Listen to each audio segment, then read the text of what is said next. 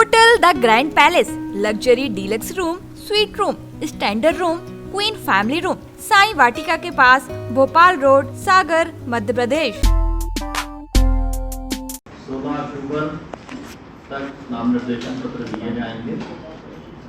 17 अक्टूबर को नाम निर्देशन पत्रों की समीक्षा होगी। 19 अक्टूबर तक नाम वापसी होगी और 19 अक्टूबर को ही जो कैंडिडेट्स रहेंगे उनको प्रतीक चिन्ह का आवंटन हो जाएगा। 3 नवंबर को मंगलवार को मतदान होगा और 10 नवंबर को मतगणना होगी।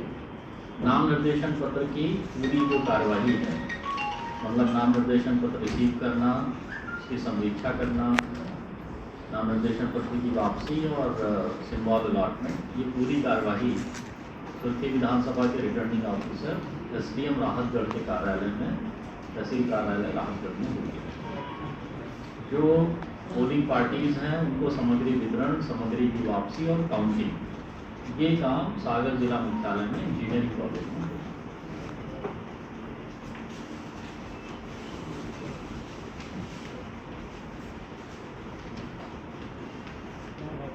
सुर्खी विधानसभा में कुल 2,05,388 मतदाता हैं, जिसमें 1,11,696 पुरुष और 93,679 महिला मतदाता हैं।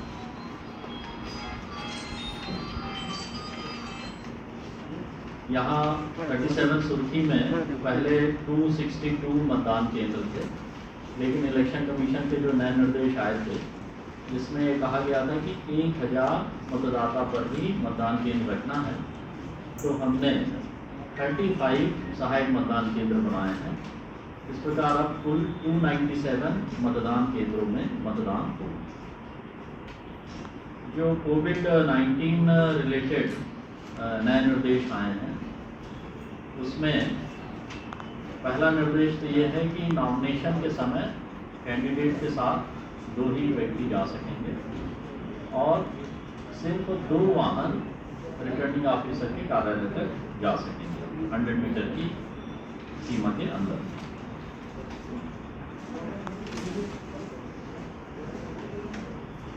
जो डोर टू डोर कैंपेन होता है,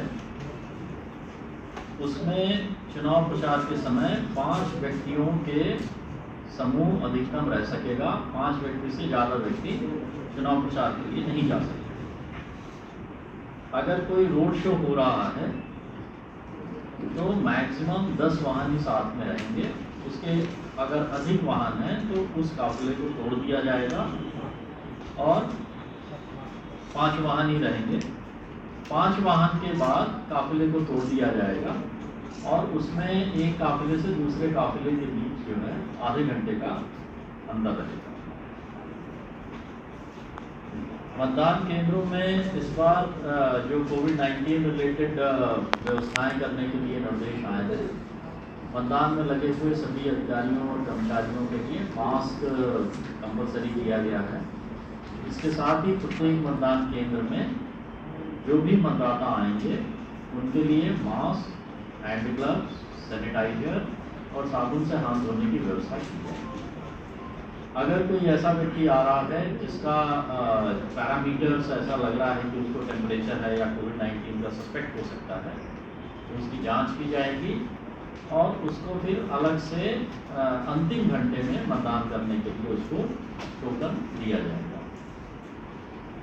इस बार पोस्टल बैलेट के लिए कुछ नए श्रेणियों को भी इलेक्शन कमीशन ने शामिल किया है। इसमें 80 वर्ष से अधिक उम्र के मतदाता, जो दिव्यांग मतदाता हैं और कोविड-19 के ऐसे मरीज या सस्पेक्ट जो किसी कंटेनमेंट एरिया में हैं और मतदान केंद्र पे नहीं आ सकते हैं, तो डॉक्टर के सर्टिफिकेट के बाद उनको भी पोस्टल बैलेट दिया जा सकता है।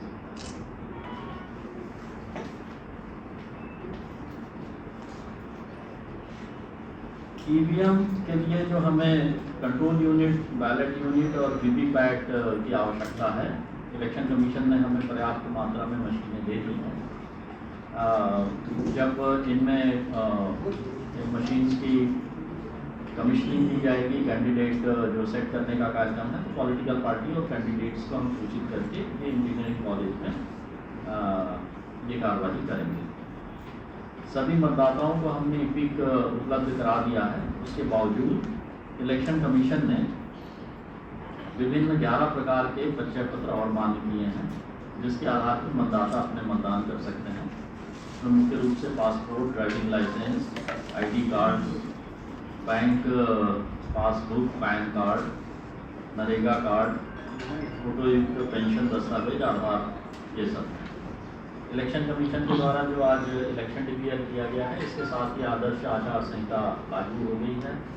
आदर्श आचार संहिता के संबंध में हमने आज अधिकारियों की बैठक ली है।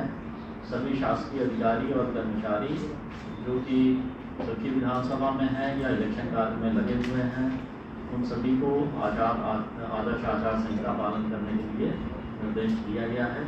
इसके साथ ही जो राजनीतिक दलों के लिए चुनाव प्रचार के लिए आदर्श आचार संहिता के मुख्य प्रावधान हैं, उसके बारे में हमने आज स्टैंडिंग कमेटी की बैठक लेके राजनीतिक दलों के प्रतिनिधियों से बात करते हुए बताया है। पूरे जिले में निष्पक्ष और शांतिपूर्ण चुनाव हो, इसके लिए पुलिस अधीक्षक के द्वारा जो भी हमें प्रस्ताव प्राप्त हुए हैं, उसमें हमने सेक्शन 144 के तहत विभिन्न आदेश कर दिए हैं। सभी आर्म्स जिले के जमा कराए जाएंगे। कोलाहल अधिनियम के अंतर्गत रात्रि 10 से सुबह 6 बजे तक किसी भी लाउड स्पीकर वगैरह का उपयोग नहीं होगा। कोई भी सभा या जुलूस बिना रिटर्निंग ऑफिसर की अनुमति के नहीं होगा। संपत्ति विरूपण अधिनियम के तहत कार्रवाई वहाँ पर की जाकर जो भी इस तरह के कोई फोटो, बैनर, पोस्टर या होर्डिंग इत्यादि लगे हैं, उनको हटाया जाएगा। इलेक्शन डिक्लेयर होने के बाद जो इलेक्शन कमीशन के प्रोटोकॉल हैं, 24 घंटे के अंदर क्या कार्रवाई करनी है, 48 घंटे में, 72 घंटे में, उसके बारे में आज हमने सभी अधिकारियों और पॉलिटिकल पार्टी के प्रतिनिधियों को अलग अलग बैठक लेके समझाइश की है, बताया है। और हम लोग चुनाव कराने की जो भी तैयारी है वो कर रहे हैं। मेरी तरफ से इतना ही है। इस क्षेत्र पर इस विधानसभा क्षेत्र में संवेदनशील कितने मतदान केंद्र? देखिए, संवेदनशील मतदान केंद्र के इलेक्शन कमीशन के अलग अलग नॉर्म्स हैं, वो हमने एक्सरसाइज कर ली है। लेकिन मैं इतना ही कहना चाहूँगा कि इलेक्शन वहाँ शांतिपूर्ण हो, इसके लिए पर्याप्त ठोस हम अरेंज करें। सर, आचार संहिता के बारे में संशय है, जिले में आचार संहिता है या सिर्फ विधानसभा जहाँ चुनाव होना है वहाँ? निर्वाचन आयोग ने ये निर्देश दिया है कि जिन जिलों में नगर निगम स्थापित है, वहाँ पर इलेक्शन की आदर्श आचार संहिता सिर्फ उसी विधानसभा में होगी जहाँ पर चुनाव हो। तो अपने जिले में सुर्खी विधानसभा के लिए आदर्श आचार संहिता लागू है। सर, लेकिन ऐसे में तो जैसे यहाँ पर कोई कार्यक्रम या घोषणा या कुछ भी राजनीतिक कोई चीज़ होती है जिले में, या कोई भूमि पूजन होता है, तो ऐसे में अखबार को तो ये प्रकाशित करना होगा कि ये कार्यक्रम यहाँ हुआ है। अब ऐसे में फिर कैसे उसको निर्धारित करेंगे, क्योंकि अखबार तो सुर्खी में भी जाएगा, सुर्खी के लिए अलग से अखबार तो करेंगे, तो ऐसे में कैसे उसको बचा पाएंगे? अब जो चुनाव आयोग के जो निर्देश हैं वो यही है कि मॉडल कोड ऑफ कंडक्ट सुर्खी विधानसभा क्षेत्र की लागू है। सागर में क्या प्रभाव पड़ेगा वहाँ की आचार संहिता? कोई असर पड़ना है या किसी मुख्यालय मतलब कोई गाँव का धारा 144 के आदेश पूरे जिले के लिए पूरे जिले में रहेगा? धारा 144 में जो आदेश लागू हो रहे हैं, चाहे वो सभाओं के लिए हो, अनुमति के लिए हो, वो पूरे जिले के लिए। मतलब आम स्वीप पूरे जिले की जगह सिर्फ एक विधानसभा। ये 5 वाहनों में सर 5 वाहन जाएंगे काफिले में, तो इसमें उनकी भी संख्या निर्धारित।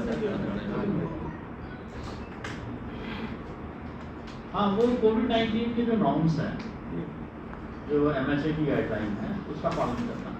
ये सर FST वगैरह सिस्टम रहता है आम चुनाव, हाँ। वो क्या पूरे जिले की बॉर्डर पे? नहीं, वो विधानसभा के लिए रहेगा। केवल विधानसभा के बॉर्डर पे रहेगा?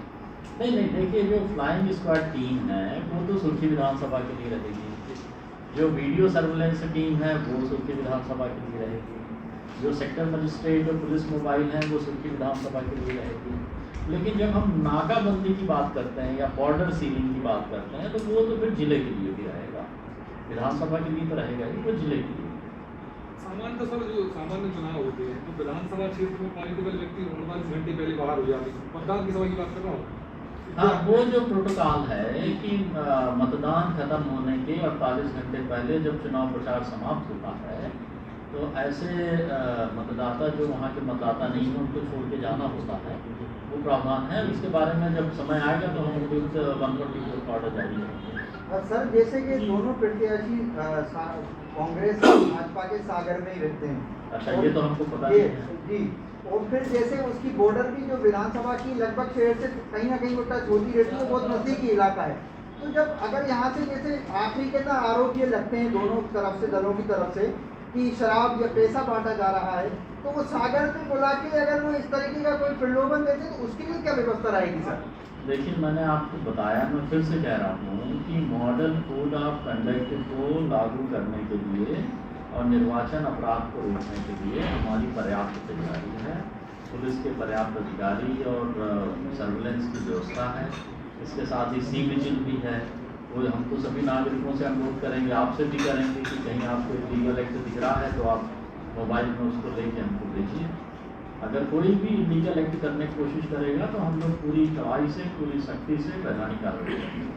मिनिस्टर्स के प्रोटोकॉल को कैसे मैनेज करेंगे, जो मिनिस्टर्स का प्रोटोकॉल है? देखिए, जो माननीय मंत्रीगण हैं उनके बारे में चुनाव आयोग की उप निर्वाचन के समय जो आदर्श आचार संहिता है वो सभी को अवगत करार दिया गया है और वो सभी सम्मानीय हैं और माननीय मंत्रीगण हैं, तो निश्चित रूप से वो भी इलेक्शन कमीशन की जो भी आदर्श आचार संहिता है उसका पालन करेंगे। सर आर्म्स आप रिपीट करें, क्या पूरे जिले के जमा होंगे? हाँ, आर्म्स के बारे में हम पूरे जिले के आर्म्स से बना रहे हैं। सर एक चीज़ और सुनने में आई है कि कोविड के चलते जो है वो मतदान इनका चुनावी खर्च भी बढ़ा दिया गया है, तो ऐसा कुछ नहीं है? नहीं, इलेक्शन प्रत्याशियों का खर्च बढ़ाया गया है। प्रत्याशी खर्च का तो अभी हमारे पास कोई नया सर्कुलर नहीं है। वही सर पुलिस की कंपनी वगैरह कुछ अभी है तय या बाद में होगा? एक इनिशियल डिप्लॉयमेंट प्लान हमने भेज दिया इलेक्शन कमीशन को, उसके हिसाब से एक रफ एस्टिमेट निकाल लिया गया है। बाकी अब आगे देखते हैं कि उसमें कितना मिलती है, उसके हिसाब से फिर लगभग कितना है सर? अभी हमने जो डिमांड की है वो लगभग 65 सेक्शन होता है हमारा। एक कंपनी में बेसिकली आप देखेंगे तो 4 सेक्शन होते हैं, तो 8 सेक्शन हमने ऐसे 65 सेक्शन मांगे हैं। संख्या में बता दो सर अगर बता पाए, पुलिस बल कितना रहेगा? पुलिस बल लगभग मान के चलिए कि 2000